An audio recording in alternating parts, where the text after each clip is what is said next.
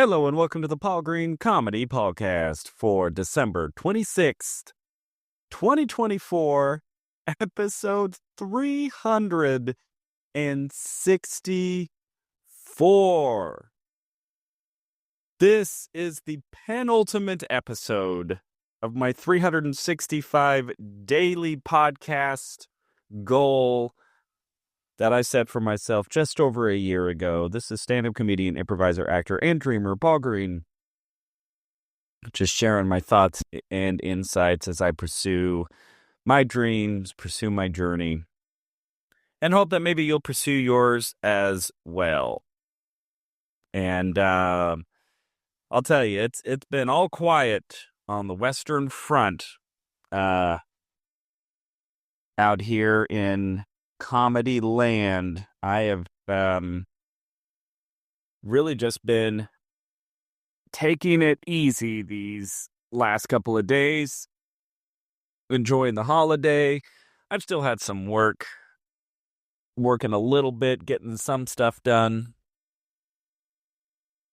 but mostly it's been a lot of deep reflection and really trying to get to the bottom of what I'm up to, what it is that I'm wanting to accomplish, navigating all of the ups and downs with that, navigating my own emotions, my own desires, my own weaknesses, my strengths, my faults, my victories, just really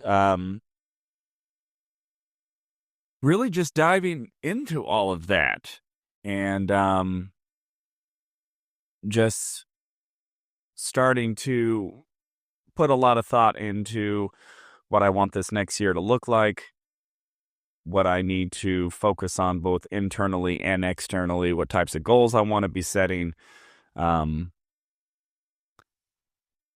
It's really just a lot of that. And I think one of the main challenges that I've experienced in my adult life is that the path that I'm on never seems to be much more clear than just a few feet ahead of my face. And it's like I can see the tip of the mountain peeking out from the clouds, but beyond that, the path just seems to be covered with clouds, and so it's never been really clear to me how to get there and what the path is, and if what I'm even looking at, if there even is a path or a direct path, And I don't know how much of that is just my own mindset and that maybe I just have a flawed internal mindset, which, believe me, I am constantly working on my mindset and how I am processing information, how I am navigating what it is that I'm pursuing. And the challenge with that is it can really create an opportunity for a lot of discouragement and lack of clarity. And I don't know. And for me, that just necessitates a tremendous amount of mental and emotional reflection and consideration and internal dialogue to figure all that out, figure out what the heck it is I'm up to, what I think is going to happen, what I expect is going to happen, and questioning if I have what it takes. And it can be a lot. It can be a lot. So, as I've gotten significantly less busy this last week, following a pretty significant stretch of a lot of travel and a lot of shows, a lot of gigs. And now that I'm in a bit of a state of, um, just not having a lot of shows on the books, it's just given me an opportunity to step back and take a look. And been thinking a lot about this podcast, of course, and the fact that I set out to do this podcast daily a year ago. Had a few setbacks, but for the most part, I did pretty good. And that's also something that I've really been thinking a lot about is what do I want to do with this podcast moving forward? What sort of value do I think I can add with it? Because quite frankly, my my primary motivation for this podcast was fairly selfish, meaning it was really more of a personal challenge to myself. And I just looked at it, well, I'm going to do this because I need to prove to myself that I can. And if it should happen that in so doing, maybe somebody out there in internet land gets a little bit of value out of it, then that's kind of like an added bonus, but it wasn't my primary motivation. And I really started to think a lot about, as I regroup and look at, phase 2 of the podcast, maybe I can change my focus from, uh, self-motivation and challenging myself to, what's something that I can put out to the world that might actually add value to other people's lives. And, and I always kind of go back and forth with that because there are plenty of competing philosophies out there. There's a philosophy that, we should always be, uh, in service of others, almost to the point of being self-sacrificial. And then there is, philosophies that, we should always be looking out for number one. And if you aren't looking out for number one, then you aren't going to be in a position to help other people. And of course, then there's also just blatant, selfishness and hedonism and greed and all of that,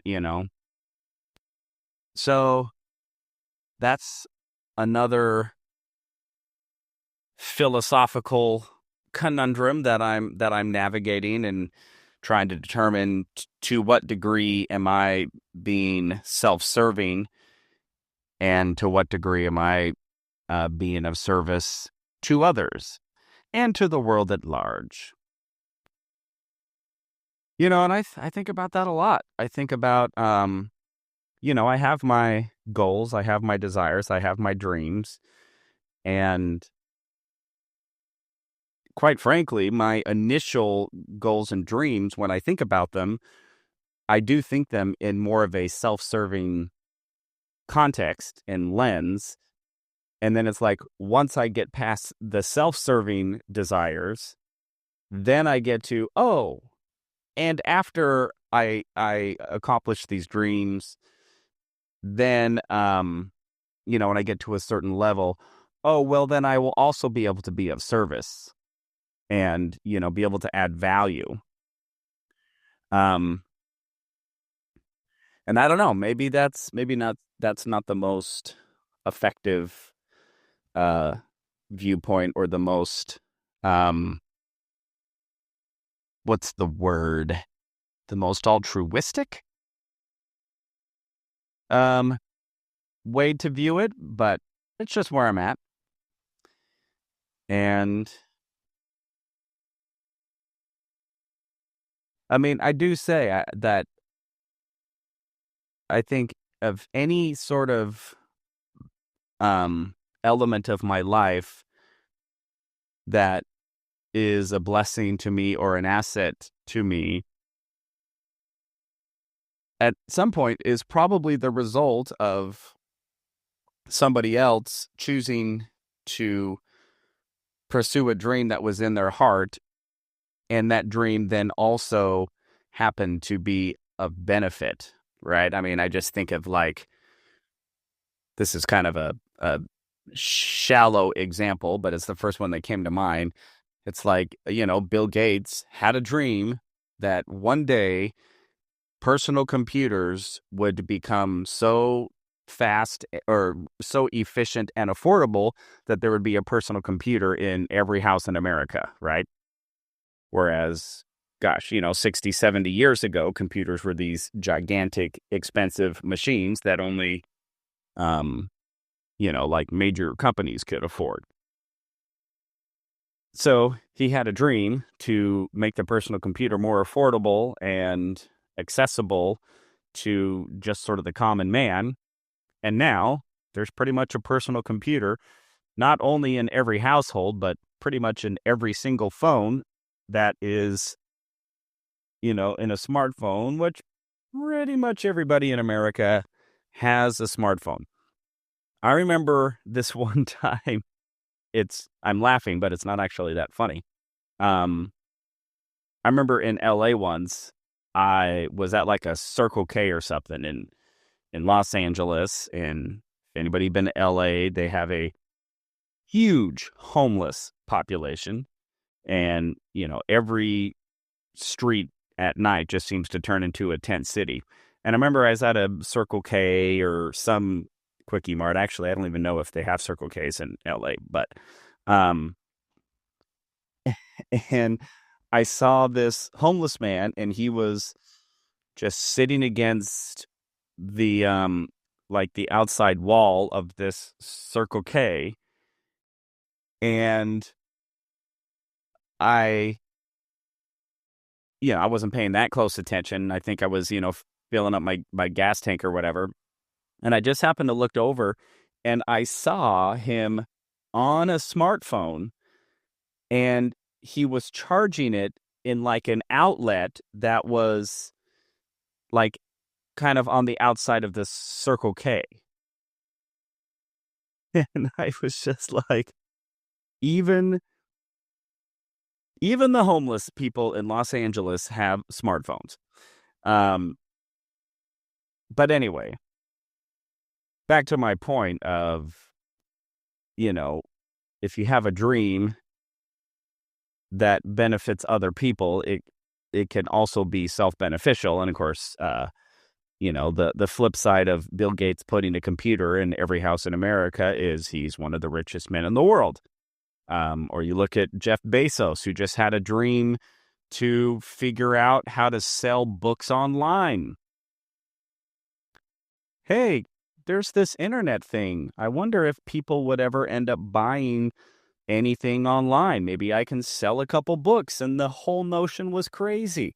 Who would buy a book online? Nobody wants to buy anything online. And that was his dream. And he did it at a lot of sacrifice and a lot of struggle and a lot of hard work. And then boom, he finally sold a book online. And, fast forward 20, 30 years later, now he pretty much runs the world. And how convenient is Amazon, and how many people use Amazon, and how many millions and millions of people, tens of millions, hundreds of millions of people worldwide use Amazon, and are benefited by its convenience. And the flip side of that, Jeff Bezos is one of the most powerful human beings and richest human beings in the world, right? Now, those are some pretty extreme examples, but you get my point. I think all those, at least in those two examples, those are just two men just starting out with a dream and with an idea on how to make people's lives better and how to make people's lives a little more convenient. And boom, here they are, some of the richest men in the world. Which, by the way, I don't even want to get into a discussion of like, oh, are they good men? Are they bad men? Are they now evil capitalist pigs? I get it. That's not even what I'm trying to bring up. Just think of them before they were, you know, mega billionaires, and when they were just poor nerds in a garage trying to invent something to improve the world. So anyway, what does that have to do with me and going for dreams? It, to me, just goes back to this idea of, I have a dream. My dream maybe isn't completely altruistic, other than the fact that, yes, I do have a desire to make people laugh and to spread joy and to spread laughter and spread art in a manner that can bring joy and happiness to people. And yes, I also have personal ambitions and desires, and and I'm never entirely sure how much of those two desires are in competition with each other, or to what degree are they in alignment with each other. But it's just another element of me having a dream and going for it, and struggling through and trying to figure it out, and not really knowing how it's going to turn out. Bringing back the mountain analogy. It's like I can see the mountain popping up through the clouds, but the clouds are covering everything else up. And all I can see is just a few feet in front of me, and just got to keep taking steps towards what I think the path might be. So that's just where I'm at as I'm rounding off this goal of mine to do 365 daily podcasts, put them out into the world, and